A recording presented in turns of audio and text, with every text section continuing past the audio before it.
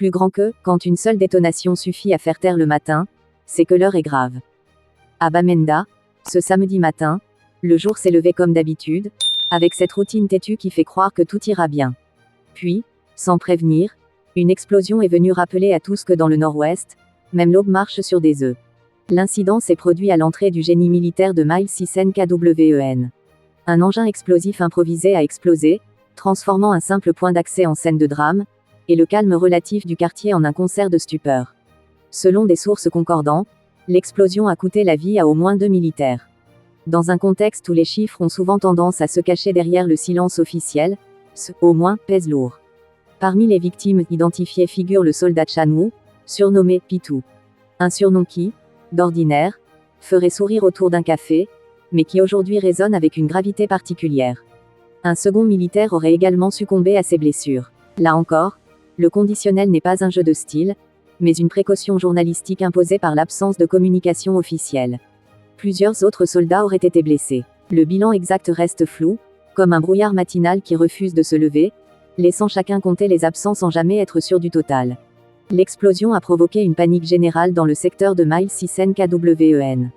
Quand le sol tremble, même les plus courageux vérifient instinctivement s'ils ont bien laissé le gaz éteint à la maison.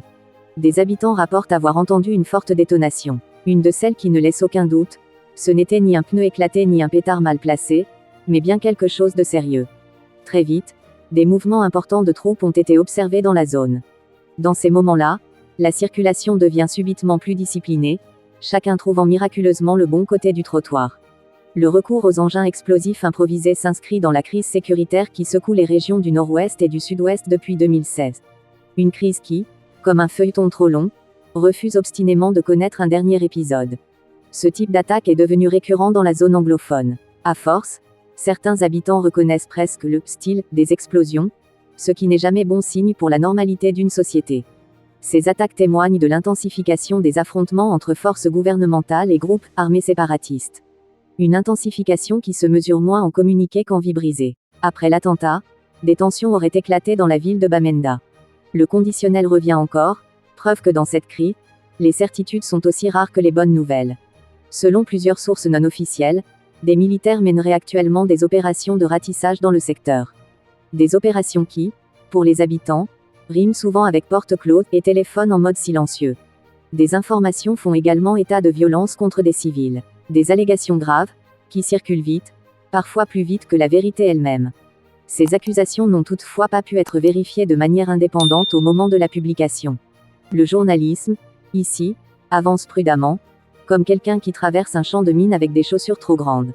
Les autorités militaires et administratives n'ont pas encore réagi. Un silence qui, dans ce genre de situation, parle presque aussi fort que l'explosion elle-même. Cet incident s'ajoute à la longue liste des affrontements violents qui endeuillent les régions anglophones du Cameroun depuis plus de 8 ans. Une liste si longue qu'on pourrait croire qu'elle n'a plus de dernière page. Selon certaines sources, le bilan humain du côté des forces de défense serait particulièrement lourd depuis le début de la crise. Là encore, les chiffres restent prudents, comme s'ils craignaient de déranger. Le conflit oppose les forces gouvernementales à des groupes armés séparatistes réclamant l'indépendance d'un État anglophone baptisé Ambazonie. Un nom qui, pour beaucoup, rime surtout avec souffrance et incertitude. Ce conflit a fait des milliers de morts et déplacé des centaines de milliers de personnes. Des chiffres impressionnants, mais qui cachent surtout des histoires individuelles, souvent racontées à voix basse. Malgré plusieurs tentatives de dialogue, la situation sécuritaire reste précaire. Comme un vieux moteur qu'on répare sans cesse, mais qui refuse toujours de démarrer correctement. Les initiatives de désarmement n'ont pas suffi à ramener un calme durable. À croire que la paix, ici, demande plus qu'une simple signature sur un papier. À Bamenda, ce samedi matin, les habitants ont appris à vivre avec la peur, mais pas à l'aimer. Et quand une explosion survient, même l'humour local marque une pause. Car oui, l'humour existe, même dans les contextes les plus sombres. Certains diront que la peur fait courir plus vite que le café du matin, d'autres que le silence officiel est devenu un sport national. Mais derrière ces sourires un peu forcés, la réalité reste brutale. 2 militaires ont perdu la vie, et plusieurs autres ont été blessés, laissant des familles dans l'attente et l'angoisse. Dans le quartier de Mile 6 NKWEN, la routine a été brisée. Les commerces ont ralenti, les conversations ont changé de ton, et même les plaisanteries ont choisi leurs mots. L'absence de communication officielle laisse place aux rumeurs. Et dans une ville déjà sous tension, Les rumeurs voyagent plus vite que les mototaxis. Les habitants espèrent des éclaircissements. Pas forcément des miracles, juste des informations fiables pour comprendre ce qui s'est passé. En attendant, la prudence reste de mise. Chacun regarde autour de soi avec un œil un peu plus attentif, comme si le danger pouvait se lire sur les murs.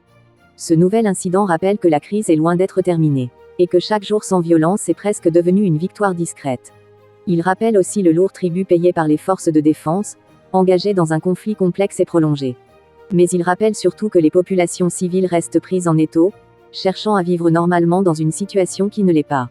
À Bamenda, l'heure est grave, mais l'espoir n'est pas totalement éteint. Même fatigué, il continue de respirer, parfois avec humour, parfois avec résignation. Car ici, on plaisante pour tenir debout, on sourit pour ne pas pleurer, et on continue d'avancer, malgré tout. Les autorités n'ont pas encore annoncé de mesures de sécurité renforcées. Une attente qui laisse planer beaucoup de questions. En attendant ces réponses, l'information responsable reste essentielle. Informer sans exagérer, raconter sans enflammer, expliquer sans prendre parti. C'est dans cet esprit que ce reportage a été réalisé, en respectant les faits disponibles et en signalant clairement ce qui reste à confirmer. La scène de l'explosion reste gravée dans les esprits comme un instant suspendu, un de ces moments où le temps semble hésiter entre continuer et s'arrêter net. À Mile 6 NKWEN, le bruit a voyagé plus vite que les explications. Dans les rues voisines, certains habitants ont mis quelques secondes avant de comprendre. D'autres, plus habitués aux soubresauts de la crie, ont immédiatement su que ce matin ne serait pas ordinaire. Quand on reconnaît le son du danger, c'est que l'habitude s'est installée. Malheureusement, les témoignages évoquent une onde de choc ressentie bien au-delà de l'entrée du génie militaire. Une vibration sourde, suivie d'un silence étrange, comme si même les oiseaux avaient décidé de se taire par respect. Rapidement, les regards se sont tournés vers la zone militaire. Dans ce genre de situation, la curiosité naturelle se bat contre l'instinct de survie, et c'est souvent ce dernier qui gagne.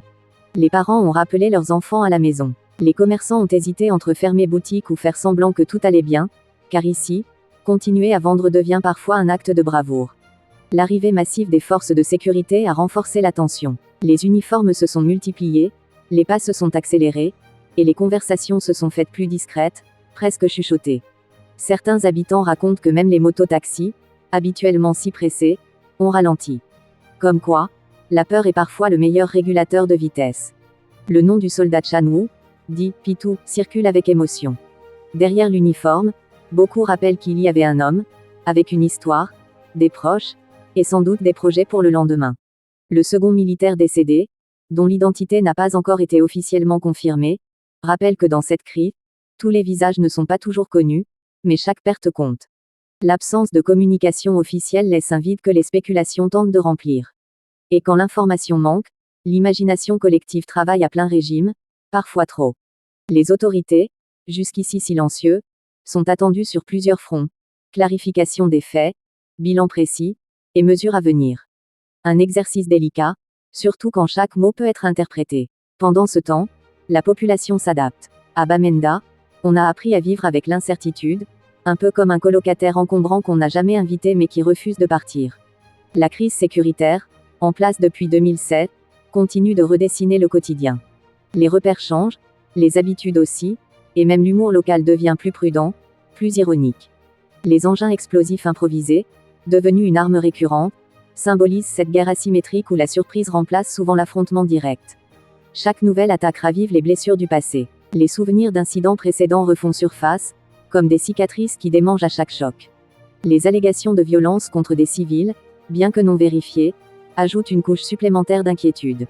Elles rappellent l'importance de la prudence dans le traitement de l'information. Dans ce contexte, le rôle des médias devient crucial. Informer sans attiser, rapporter sans condamner, expliquer sans déformer, un équilibre aussi fragile qu'un cessez-le-feu. Pour les habitants, l'espoir réside souvent dans les petits gestes, un voisin qui prend des nouvelles, un commerçant qui ouvre malgré tout, une blague glissée pour alléger l'atmosphère. À Bamenda, on continue de vivre, parce qu'il le faut. On avance, parfois à reculons, parfois avec courage, souvent avec une résilience qui force le respect. Cet attentat rappelle, une fois de plus, que la paix reste un objectif lointain mais nécessaire. Et que chaque information fiable compte dans la compréhension de cette crise complexe. Pour ne rien manquer de l'évolution de cette situation et rester informé des actualités majeures, abonnez-vous à 24 heures INFOR, votre chaîne d'information continue.